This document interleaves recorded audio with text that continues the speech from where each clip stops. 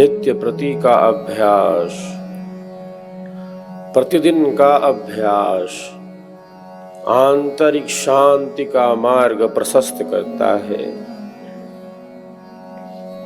हमारे भीतर अनंत शक्ति है, हमारे भीतर अनंत प्रकाश है। शांति नहीं है, प्रकाश नहीं है, ऐसा नहीं कह सकते। सब लबालब भरा है। कुछ है जो ओढ़ लिया है और जो सत्य है उसका अनुभव नहीं हो रहा। बादलों ने घेर रखा है, सूर्य नहीं है, प्रकाश नहीं है, ऐसा नहीं कह सकते। है, ढक लिया है कुछ ऐसा, आवरण आ गया है। नित्य प्रति का अभ्यास, प्रतिदिन का अभ्यास हमारी जो आंतरिक स्थिति है उसे सुदृढ़ बनाता है। हमारा जो आध्यात्मिक पथ है तीव्रता के साथ गतिमान होने लगता है, गतिमान होने लगता है। अपने श्रेष्ठ संकल्पों की पुनरावृत्ति करना, जो हमारे लिए कल्याणकारी है उसका त्याग नहीं करना। कल्याण का मार्ग क्या है? परम शांति का मार्ग क्या है? परम आनंद की उपलब्धि का मार्ग क्या है? और कुछ नहीं। जो प्राप्त है उसी का अनुभव कर लेना, जो मिला है उसको वास्तविक रूप से जान लेना। कल्याण का मार्ग है महापुरुषों के बताए पथ पर निरंतर गतिमान रहना, निरंतर गतिमान रहना।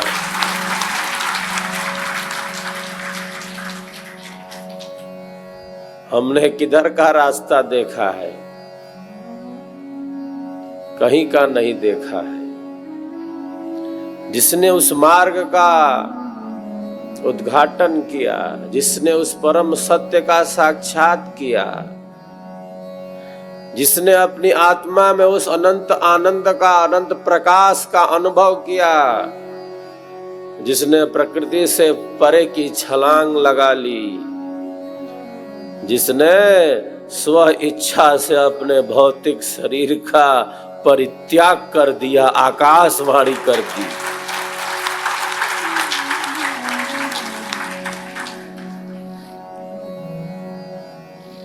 जिसने परम सत्य का अन्वेषण कर लिया, महापुरुषों का बताया पथ ही कल्याण का पथ है, आनंद का पथ है, शांति का पथ है। महाजनो ये न गतः स पंथः। वेद में ऋषि क्या कहते हैं?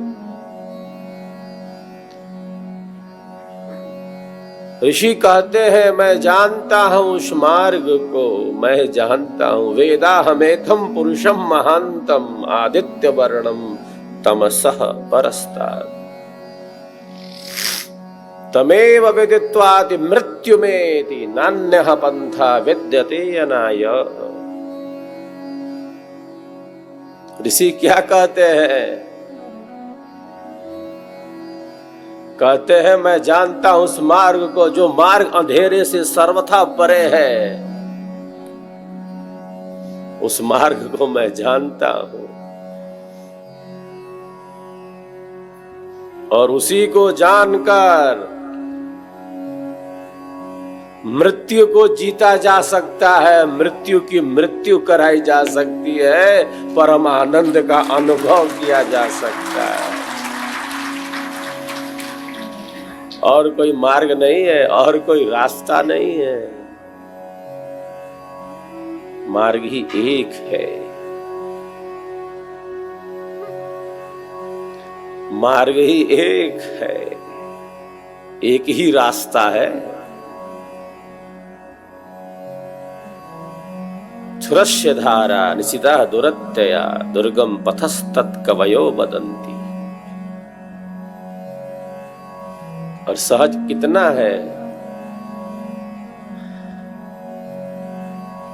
सहज ऐसा है जैसे छुरी पर चलने के समान सहज हो, तलवार पर चलने के समान सहज है, सरल है।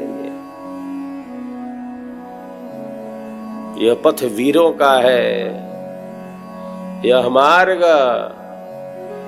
पुरुषार्थ का नहीं है, ये संसार का कोई पुरुषार्थ नहीं है। कुछ जोड़ तोड़ लेना है, कुछ इकट्ठा कर लेना है, कुछ अर्जित कर लेना है, उसके लिए तनिक कुछ पुरुषार्थ होता है, किया जाता है, एकत्रित कर लिया जाता है। वो बाहर का है तो वो बाहर का है, उस परम तत्व की प्राप्ति के लिए, परम आनंद की उपलब्धि के लिए पुरुषार्थ से काम नहीं चलता है। वहां जैसे परम आत्मा है वैसे परम पुरुषार्थ चाहिए, परम पुरुषार्थ चाहिए, कोई सामान्य पुरुषार्थ नहीं, कोई जोड़ तोड़ नहीं। बाहर की सब वस्तुएं बाहर की है, अंतर की क्या स्थिति है, यह महत्वपूर्ण है अध्यात्म में। आंतरिक धन कितना है एकत्रित, बाहर का धन वो बाहर का है, शरीर ही हमारा नहीं है, बाहर का जो है वो बाहर ही रह जाता है। जो आंतरिक धन है एक साधक उसकी वृद्धि के लिए निरंतर गतिमान रहता है, नित्य प्रति उसका संचय करता है, धर्म का संचय करता है। जो कल्याणकारी है वह खूब खूब होना चाहिए। वह धन है श्रद्धा का, वह धन है सम दम तितिक्षा समाधानता और उपारति का। तो बाहर में जो है वो बाहर में है, उसका संबंध भौतिक है, क्षणिक है, सांसारिक है।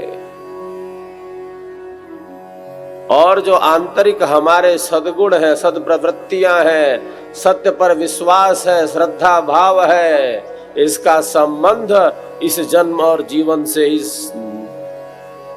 सीमा तक बंधा नहीं है, बल्कि ये तो अनंत की यात्रा है, ये तो अमरत्व की यात्रा है।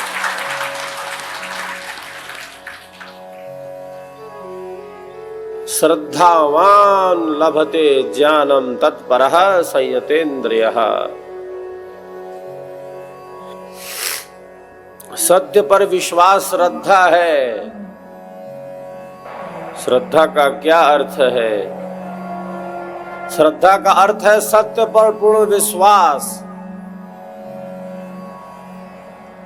विश्वास कर लिया तो कर लिया, सद्गुरुदेव के ज्ञान पर विश्वास कर लिया, स्वरवेद पर विश्वास कर लिया, विहंगम योग की साधना पर सेवा में विश्वास कर लिया तो कर लिया, बात खत्म।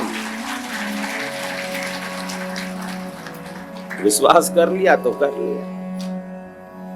संशयहीन जीवन नहीं हो सकता। मैं कर रहा हूं क्या होगा, उधेड़ बुन में नहीं रह सकते, मन के उठा पटक में नहीं रह सकते। मैं साधना का अभ्यास कर रहा हूं क्या होगा, ऐसा नहीं सोच सकते। संशयात्मा विनश्यति, कोई संशय नहीं, कोई भ्रम नहीं, कोई प्रमाद नहीं। योग दर्शन में महर्षि पतंजलि कहते हैं 9 प्रकार के विक्षेप हैं। व्याधि, स्त्यान, संशय, प्रमाद, आलस्य, अविरति, भ्रांति दर्शन, अलब्ध भूमि, अनवस्थित्व। ये साधकों के सामने कैसे विक्षेप आते हैं, कैसे विक्षेप आते हैं, अवरोधी तत्व कितने आते हैं।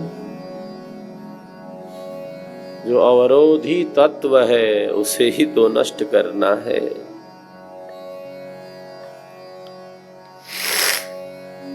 जो बेकार के पत्थर हैं उन्हीं पत्थरों को तो हटाना है।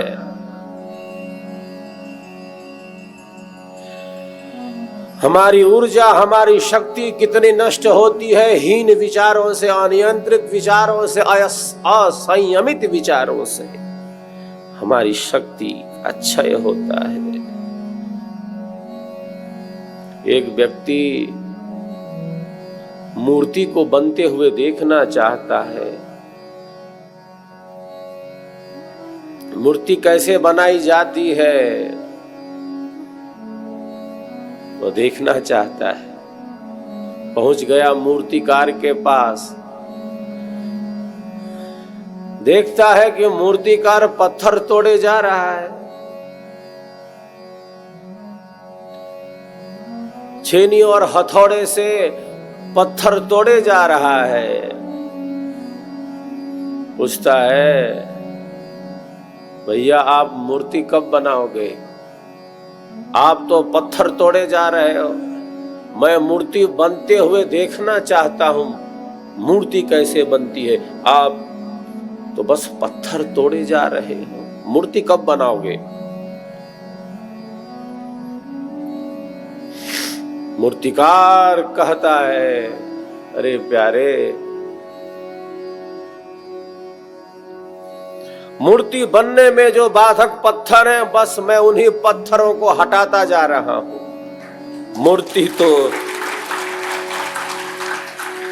मूर्ति तो इसी में निहित है। मूर्ति कहीं और से नहीं आएगी।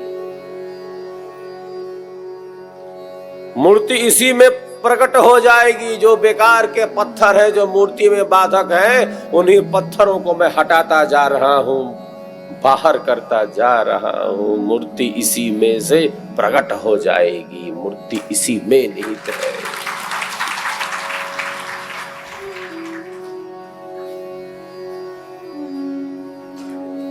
हमारे भीतर है असीम शक्ति, हमारे भीतर है असीम शांति, हमारे भीतर परमानंद है, सच्चिदानंद है हमारे भीतर। लेकिन जो अनियंत्रित विचार हैं, जो हीन विचार है, जो संशय है, जो भ्रम है, जो मन की उठा पटक है, जो उधेड़ बुन है, जो अभाव है एकाग्रता का, वो जैसे बहा ले जा रहा है। हमारी शक्ति बिखरती जाती है। कौन हूं मैं, कौन हूं मैं, कहां से आया, कहां से आया, क्या कर रहा और जाना कहां है, जाना कहां है, जाना कहां है, लक्ष्य क्या है। श्रेष्ठ विचारों से, पवित्र विचारों से, पवित्र भावों से मन को निरंतर गतिमान रखने से मन को नियंत्रित और संयमित किया जाता है। हीन विचारों से बचा जाता है।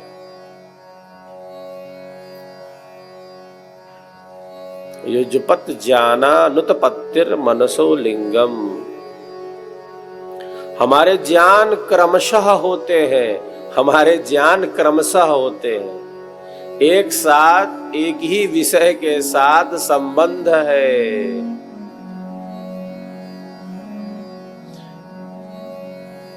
पंच विषय गो अर्थ है। पंच विषय गो अर्थ है। एक संग नहीं भीन, मन सत्ता एक वस्तु है। मन सत्ता एक वस्तु है, यह मन कर है लिंग। एक समय में एक ही विषय के साथ मन संबंधित रहता, एक समय में एक के साथ संबंध है उसका, यही मन है। लेकिन गति इतनी तीव्र है, गति इतनी तीव्र है कि ऐसा लगता है कि कईयों के साथ यह संबंधित हो रहा है, ऐसा लगता है, वस्तुतः है नहीं। और मन यही पकड़ में आता है। मन की यही कमजोरी है। क्या कमजोरी है? एक समय में एक ही विषय के साथ वह संबंधित है, लेकिन गति इतनी तीव्र है, विद्युत से भी चपल है, इतनी गति वाला है। कितनी कल्पनाएं हैं, वासनाएं हैं, इच्छाएं हैं, नियंत्रित, अनियंत्रित, असंयमित, संयमित विचारों का कितना प्रवाह है मन में, कितनी लहरें हैं समुद्र के ऊपरी तट पर। विचारों का जो उतार चढ़ाव है, एक साधक नियंत्रित करने लगता है, संयमित करने लगता है। विचारवान ही अपने विचारों को देखता है, विचारवान ही अपने विचारों को देख पाता है, कौन सा विचार उपयोगी है, कौन सा विचार उपयोगी नहीं है। विचार ही हमें सुखी बनाते हैं, विचार ही हमें दुखी बनाते हैं। तो विचारों का निरीक्षण करता है एक साधक। प्रातः जागरण से लेकर रात्रि शयन तक कब कैसे विचार आए,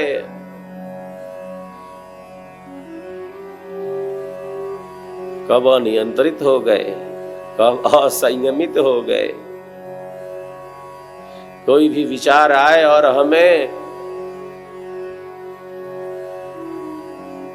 उड़ाकर लेकर चला जाए। विचारों की एक स्थिति में स्थित है साधक, साधक एक स्थिति में स्थित है। उसका एक प्रवाह है और उसी प्रवाह में है वो जहां है वहां है, उससे ऊपर नहीं जा रहा। तो इसका अर्थ यह नहीं कि नीचे आ जाए, जहां है, जिस स्थिति में है तो उस स्थिति में है वो। उसके मन की स्थिति जो है, उसके विचारों की स्थिति जो है वो है, वो नीचे नहीं जाएगा।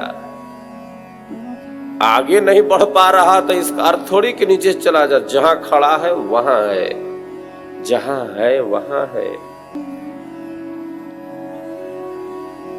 विचारों की ऐसी स्थिति है, संकल्पों की ऐसी स्थिति है एक साधक की, क्योंकि विचारों के उतार चढ़ाव पर उसने नियंत्रण प्राप्त किया है।